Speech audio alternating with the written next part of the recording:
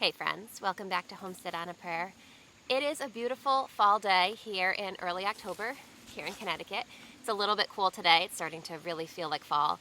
So this might seem like an interesting time of year to be talking about tomato varieties. But I actually find it really useful right at the end of the growing season when all of this past season's experiences are really fresh in my mind. I find that that's a really good time to look back on the previous garden season, and in this case, look back on different varieties that I've grown, and I can just let you know basically how they did for me, my thoughts on some of my tried and true varieties and some new varieties as well. So it has kind of been, for the past few years, ever since I started this YouTube channel, every year around this time, I like to look back on all of the tomato varieties that I've grown in the garden. If you've been following along with me for a while, you know that I love tomatoes, I love variety. And so we usually have lots of different tomato varieties growing in the garden. And this year I grew many varieties as well. But also, if you've been following along with me, you know that this was a really challenging year when it comes to tomatoes for me. So I didn't really feel like it was necessarily fair to all these varieties to go through all of the varieties of tomatoes that I grew this year and critique them all because they were dealing with really challenging conditions.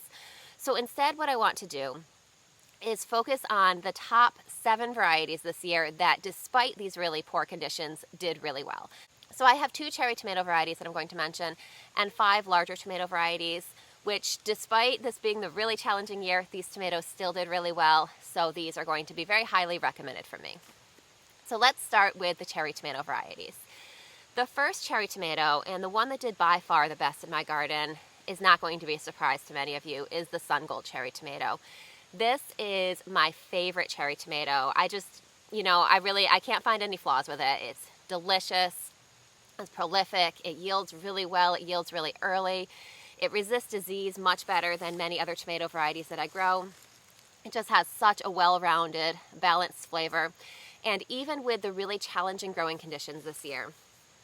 So I'll just run through that real quick for those of you who haven't been following along with my channel. This year, we had a really long start to spring, a really cold start to spring. Here in Connecticut, my last frost date is usually about mid-May, and I plant my tomatoes out around that time. It was the same this year. Last frost was probably early May this year. But it was so cold. Even though we weren't getting frost, it never really warmed up. The entire month of May was cold, and the beginning of June was cold as well. And that is really challenging for tomatoes, which, they love warmth, they love sunshine, they just love those late spring and summer growing conditions. And we just really didn't have that this year. So because of that, my tomatoes got off to a really slow start. They struggled this year. And I'm on a local gardening group on Facebook, and I have found many people in my area had the same experience this year. It was just a challenging year weather-wise for tomatoes. Now, because of that slow start, because the tomatoes really had that challenging start to their season, I found that disease really took hold in my garden too. Now, tomato disease is pretty prevalent in my area. We do get tomato disease every year, but this year was the first year that my tomatoes just weren't really able to overcome it and yield well anyway. So that's a little rundown of the conditions we were facing this year. So the fact that these tomatoes we're talking about today triumphed despite that it's great marks in their favor. So we talked about the Sun Gold tomato. I love that. That is one of my must-grow tomatoes. I grow it every year and highly recommend it. Another cherry tomato that, despite these conditions, did really well for me this year was the Rosella cherry tomato. Now this one is a medium purple cherry tomato. It was really delicious. It's always really delicious. But this year, despite the challenging conditions, I found that while it wasn't the best year that I've ever had for Rosella, I found that it outperformed most of the other cherry tomatoes in my garden, with, of course, the exception of Sun Gold. So those two were really delicious. They were just really trustworthy for me, and they made my tomato year not be a complete bust. So I recommend growing both of those varieties. Let's jump into slicing tomatoes. Now, I found that my slicing tomatoes were probably a little bit harder hit than my cherry tomatoes. There were other cherry tomatoes that yielded, they didn't yield amazingly, but yielded okay, that I haven't mentioned here, so we did still get a decent cherry tomato harvest. The slicer tomatoes, I had many varieties that just really didn't do well at all, and I can't blame it on the variety. So this year, I do want to mention 5 that just outperformed all of their competition by far. And I should mention before we get into this list that this list is going to include a mix of heirloom varieties and hybrid varieties, some of each. And while we're mentioning that, I should have mentioned when we were talking about cherry tomatoes, the Sun Gold tomato is a hybrid tomato. Rosella, I think it is an heirloom. I know it's at least open pollinated, so it is not considered a hybrid. So the large slicing tomatoes. First, I want to mention, because it was the first producer in my garden this year, is the Black from Tula tomato. This is an heirloom tomato. It's a deep purple color, as the name Black from Tula suggests. It's definitely a dark tomato. I found that it was really delicious. I really enjoyed it. Had a great flavor. It yielded really well for me in the early part of the season. I did find that towards the end of the season, this one had tapered off and some other varieties that were a little bit later yielding kind of took its place. But you'll find that even in ideal growing conditions too, some of the early yielding tomatoes don't produce as long into the season as some of the later yielding tomatoes. So Black from Tula did really well, especially because if you know me, if you've been following my channel, you know that I love those rich, dark purple tomatoes. They're just really delicious. And often I find when I have a challenging tomato year that the purple ones are the ones to not do as well. So it was really exciting for me this year that I did have some purple varieties, and Black from Tula wasn't the only one.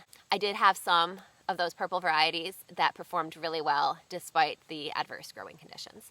So Black from Tula, it was a really delicious tomato, yielded really well, yielded early. I found that it did really well. I was happy with it. Next, I want to mention the other heirloom variety in this list, which is the Cherokee Purple. If I had to pick one large tomato that was my favorite, Cherokee Purple would be the one. It is so delicious. It is an amazing tomato. And generally it has been very dependable for me. I have had several years recently where I've had various struggles with it for various reasons. But this year, thankfully, the Cherokee Purple was back in full force.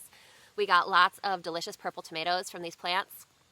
They yielded a little bit later than the Black from Tula in my garden, but I was happy about that because, as I said, the Black from Tula kind of shone in the early season. The Cherokee Purple was more mid to late season and really picked up the slack. So those two tomatoes together were delicious. Cherokee Purple, I can't say enough about it. It's just got that rich tomato flavor. I really love it. It has always yielded well for me.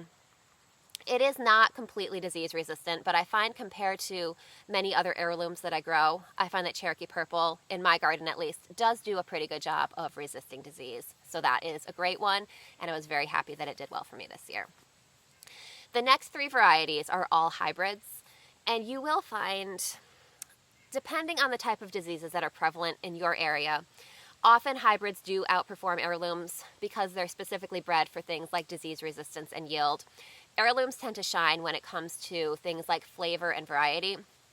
And so while my favorites for flavor were the two that I already mentioned, the Black from Tula and the Cherokee Purple, these hybrids that I'm going to mention, they were also really delicious and far better than anything that you could get at the grocery store. So let's jump into the hybrid section of the slicer tomatoes. First, I want to mention the Lemon Boy Plus. This was my second year growing the Lemon Boy Plus. This is a medium round yellow tomato, pretty much the perfect looking yellow tomato. I find that it's really delicious. Even though it is a hybrid, it does have a complex flavor. It's not like, those flavorless tomatoes that you often get at the grocery store. It is a really delicious tomato. I like that it's yellow because I like to have a lot of variety of tomatoes in my garden, both for color and flavor. I just find that, if you're going to grow your own tomatoes, you might as well grow something interesting that you won't necessarily be able to find other places. So I really like the Lemon Boy Plus. I found that it is disease resistant. I found that it yields really well. It yields far into the season. It's early October. We have not gotten our first frost yet, but it is definitely cooling down. Daylight hours are getting shorter, and I am still harvesting the occasional Lemon Boy Plus tomato. So that one is a winner in my book. I will probably grow that one every year, and I really love it. Next, I have the Chef's Choice Purple. This was my first year growing this tomato. Last year, I tried the Chef's Choice Black, and I found it didn't really do that well in my area. I may give that one another try, because sometimes conditions are different year to year, and year to year I'll have different tomatoes be more successful than others. But I decided to try the Chef's Choice Purple this year. I found that it yielded really well. It was really delicious. It was reliable. That's another one that I'm still harvesting tomatoes from, so I'm really enjoying that. I will say that I probably personally would not consider a purple tomato. I would think of it more as like maybe a dark pink tomato. I will post some pictures here of what it looked like in my garden.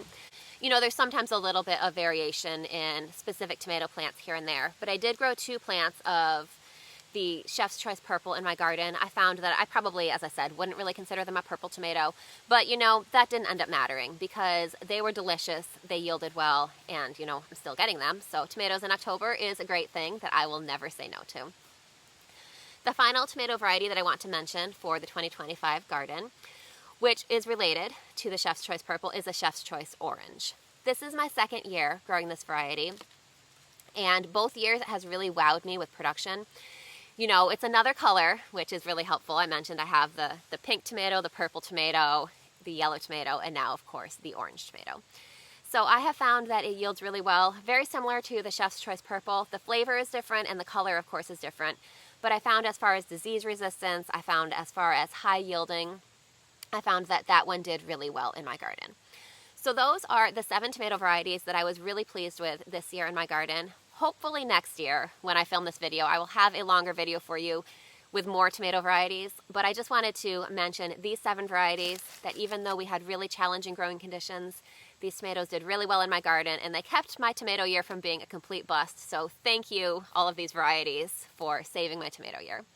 So go ahead in the comments and let me know what tomatoes did really well for you this year, what tomatoes are your favorite varieties, and maybe what tomatoes didn't do quite so well. I would love to get new recommendations on varieties to try. I hope you're all having a great day, and I can't wait to see you soon. I'll see you next time.